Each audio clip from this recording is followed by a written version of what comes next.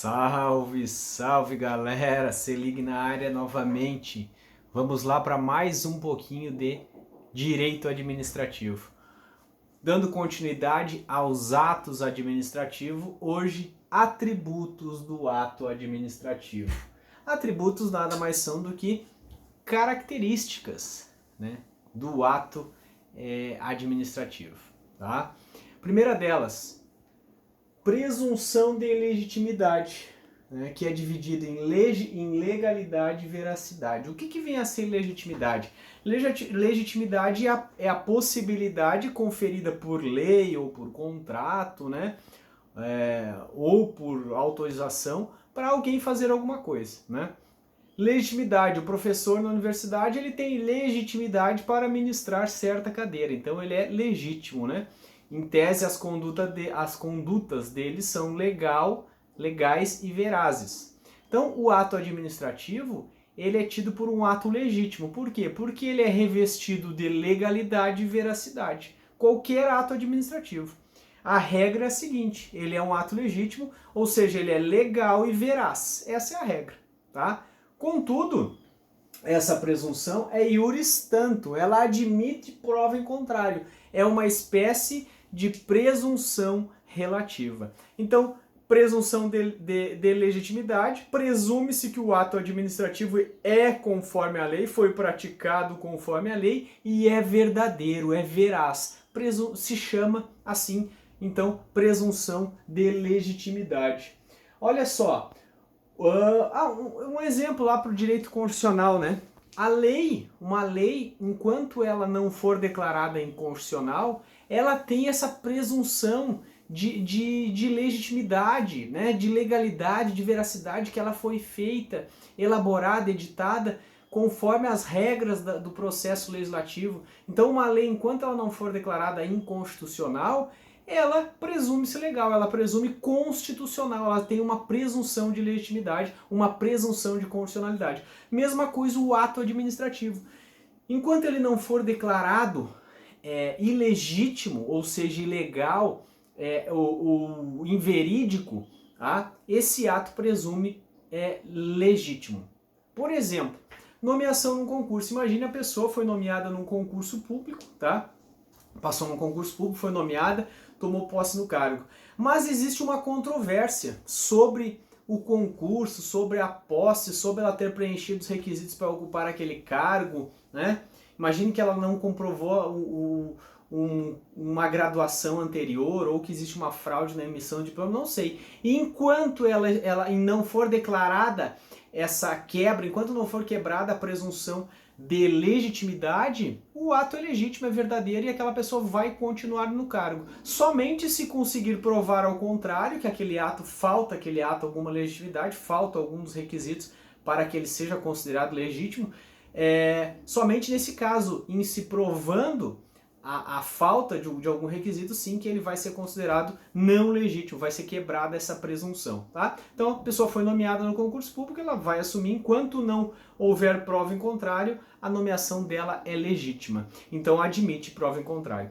Exceção, coloquei uma exceção aqui, ordem manifestamente legal. Então, os atos administrativos, eles têm presunção, presume-se legítimos.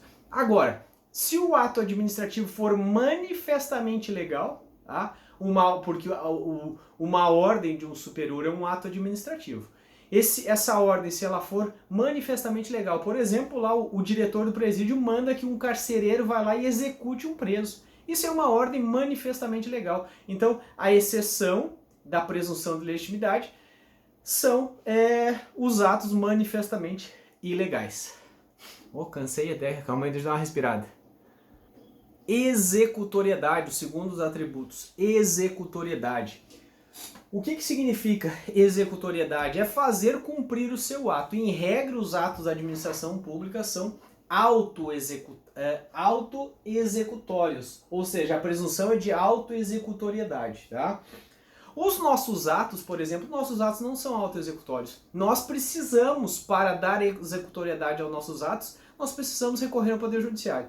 Imagine se alguém deve para você, tá? Você não tem como ir lá, você vai lá, bate na casa da pessoa, manda WhatsApp, cobra, a pessoa não paga, você não tem o que fazer. só tem uma saída: ir ao Poder Judiciário e ajuizar uma ação de cobrança. Ah, não posso lá entrar na casa dele, invadir a casa e pegar o que ele me deve? Não. Crime, invasão de domicílio, exercício arbitrário das próprias razões. Então nós não temos nos nossos atos autoexecutoriedade. Os nossos atos não são dotados desse atributo. Agora, os atos da administração, em regra, sim, são dotados do atributo da autoexecutoriedade. Só que o atributo da autoexecutoriedade, ele é dividido em exigibilidade e executoriedade. Exigibilidade, o que vem a ser? A administração pública, ela consegue exigir o cumprimento dos atos dela sem a participação do Poder Judiciário. Imagine lá, você deve um tributo para a administração, ela vai te cobrar, ela vai impor multa, mas vai chegar um momento, tá? Ela vai exigir aquilo ali de você. Ela vai impor uma multa, juros e tudo mais, coerção indireta. Tá? Agora, se você não pagar, ela vai ter que recorrer ao Poder Judiciário, tá bom? Então a regra é que eles têm autoexecutoriedade. Então ela pode exigir, mas em alguns casos ele não tem executoriedade. Por isso que eu falei, em regra, os atos têm autoexecutoriedade. Autoexecutoriedade dividida em exigibilidade e executoriedade. Executoriedade, exigibilidade, ou seja, ela exige e impõe meios indiretos, tá?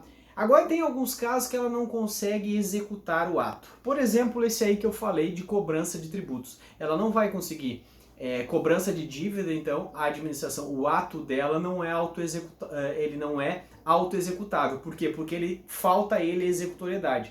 Ou seja, se você não pagar a dívida, ela não tem como ir na sua casa também. Ela vai ter que ajuizar uma ação de cobrança desse tributo aí que você deve. Agora imagine, por exemplo, que um estabelecimento não está cumprindo regras sanitárias. A exemplo do que aconteceu na nossa cidade aí, né? Que diz que tinha um estabelecimento que vendia carne de cavalo, como sendo carne de bovina. A administração ficou sabendo, ela foi lá, ela impôs uma multa e ela determinou o fechamento, né? A interdição do estabelecimento e interditou o estabelecimento. Fechou o estabelecimento. Então, em algumas hipóteses, o ato da administração, a regra é que ele tenha autoexecutoriedade, mas em algumas hipóteses não. Um outro exemplo, imagine que alguém construiu uma casa em área de preservação permanente. A administração pública foi lá e autuou, dizendo, não pode construção dessa casa nesse local, você deve demolir a sua edificação. Ela impõe multa, tá? Esse ato dela de determinar a demolição da edificação, esse ato dela não é executável, não tem executoriedade. Ele tem exigibilidade, mas ela não vai conseguir ir lá e derrubar a casa da pessoa, se a pessoa não o fizer. Ela vai ter que ajuizar uma ação para que o Poder Judiciário determine. Então, em alguns casos, a regra é que o ato tenha autoexecutoriedade, porque a lei traz as hipóteses de autoexecutoriedade. Mas em algumas outras hipóteses tem exceções, como os exemplos que eu mencionei, que esses atos não são executórios. Então, os dois primeiros atributos, presunção de legitimidade e autoexecutoriedade. Então, mais dois atributos aqui, imperatividade e tipicidade. Olha só, eu botei lá em cima agora pai, né? Porque tem um mnemônico aí, né? A doutrina diz que os atributos do ato administrativo correspondem ao mnemônico pai, presunção de legitimidade, autoexecutoriedade e imperatividade, tá? Então você já botou um quarto aqui. Esse quarto não é toda a doutrina, a tipicidade não é toda a doutrina que estabelece a tipicidade como atributo, né? Isso Maria Silva Zanella de Pietro que estabelece a tipicidade também como sendo um atributo. Mas enfim, o que é imperatividade? Imperatividade nada mais é do que a obrigatoriedade, a coercibilidade do ato. Os atos da administração pública, os atos administrativos, eles são coercitivos, eles são obrigatórios, é preciso o cumprimento. O administrado obrigatoriamente tem que cumprir aquele ato. Tá? Essa é a regra, como eu falei na autoexecutoriedade, essa é a regra, mas tem exceções. Existem atos, por exemplo, atos enunciativos. Atos enunciativos são aqueles pareceres, né, que enunciam, dão anúncio a certas situações que se manifestam sobre certas situações. Aqueles atos não têm um poder de obrigatoriedade, de coercitibilidade, porque geralmente o parecerista ali ele tá dando um parecer para um superior hierárquico e esse superior hierárquico, com base no parecer, vai decidir. Então um parecer vem a ser um ato que não tem imperatividade. E também aqueles atos concessivos de direito. Por exemplo, lá você vai lá e solicita, né, o uso de um espaço público para o uso de, como nós já falamos aqui, o uso de calçadas para colocar mesas e cadeiras, o uso da praia para o casamento, o uso de uma praça para colocar uma banca, enfim, são atos concessivos de direitos. Esses atos também não são obrigatórios. Você vai lá, solicita agora, se você não quiser, depois não vai ser obrigado você a utilizar aquele espaço que você requereu, né? Você vai poder. Então, nem todo, a regra é que os atos administrativos sejam imperativos, mas nem todos os atos administrativos são imperativos, mas tem a presunção de imperatividade. Quarta presunção seria a presunção de tipicidade. Os atos administrativos, eles precisam ser típicos, ou seja, eles precisam ter previsão legal. Todo ato administrativo precisa encontrar um correspondente legal, né? Por exemplo, a remoção de um servidor público tem que ter previsão em lei. Uma licitação, para realizar uma licitação, todo e qualquer ato, a nomeação, então todo ato administrativo precisa encontrar um fundamento na lei, ou seja, ele precisa encontrar uma tipicidade. Mais um pontinho aí para liquidar a fatura: classificação dos atos administrativos. Primeira maneira de classificar, quanto aos destinatários. Quanto aos destinatários, o ato pode ser geral, pode ser individual, pode ser interno e pode ser externo. Tá? Exemplo, né, de um ato geral. Exemplo de um ato geral, um ato lá, por exemplo, que convoca, que abre um edital de abertura de um concurso, né? Ou de uma licitação, ou então um ato, por exemplo, que restringe a velocidade ali em certo perímetro urbano por conta que ali existe um hospital ou uma escola, né? Então são atos gerais. Agora um ato individual. Uma desapropriação, por exemplo. Uma desapropriação é um ato individual. Tá? Depois, ato interno. Aqueles atos que dizem respeito apenas internamente aos serviços daquele órgão. Exemplo lá que determina que o servidor use um crachá, que o servidor use no atendimento ao público use um certo uniforme, né, daquela entidade. Enfim, vai ser um ato interno. Já um ato externo são atos que atingem tanto dentro da administração quanto fora. Por exemplo, o ato lá administrativo que estabelece o horário de funcionamento da administração. Ele vai se aplicar tanto internamente quanto externamente. O exemplo que eu falei ali também de ato geral, a limitação de velocidade, né, vem a ser um ato externo e geral. Tá? Maravilha? Quanto ao grau de liberdade do agente, de liberalidade do agente, esse ato pode ser vinculado ou administrativo. Eu acho que nós já falamos alguma coisa de poder vinculado, mas vai se aplicar igualmente, né? O ato administrativo vinculado é aquele que o agente não tem liberdade para agir. A lei estabelece os requisitos e ele precisa, né, cumprir aqueles requisitos. Por exemplo, lá a lei ambiental estabelece que todo agente que verificar uma infração ambiental, ele tem o dever de autuar a pessoa que está praticando aquele ilícito. Agora, quanto ao critério, ao quantum da multa, a lei diz assim, multa de 100 a 200 mil reais, vamos dizer. E daí ele tem ali uma discricionariedade para a aplicação da multa. A aplicação da multa é um ato vinculado, mas o quantum da multa vem a ser um ato discricionário. Então, quanto o grau de liberalidade do agente, esse ato pode ser vinculado ou discricionário. Outro exemplo de ato vinculado, concessão, por exemplo, de aposentadoria. Bateu os requisitos, tem que emitir a aposentadoria, tem que autorizar, né, a aposentadoria, concessão desse benefício. Outro lá, ato discricionário, é um pedido de utilização de um bem público como eu já falei mais de uma vez, né, pedido de colocação de mesa em calçadas, ato discricionário da administração, ela vai analisar a conveniência e oportunidade. Já no ato vinculado não tem a análise de conveniência e oportunidade. A administração pública tem que praticar aquele ato. Maravilha? Quanto ao objeto, o ato pode ser de império e o ato pode ser de gestão. O que é um ato de império? O ato de império são aqueles atos em que o administrador público, né, ele age com um poder de império sobre o administrado, né? É aquele poder de força que tem a administração. O atributo do ato administrativo é a imperatividade, é o poder de império, o ato de império, né? Aqueles atos obrigatórios, coercíveis, são os atos de império.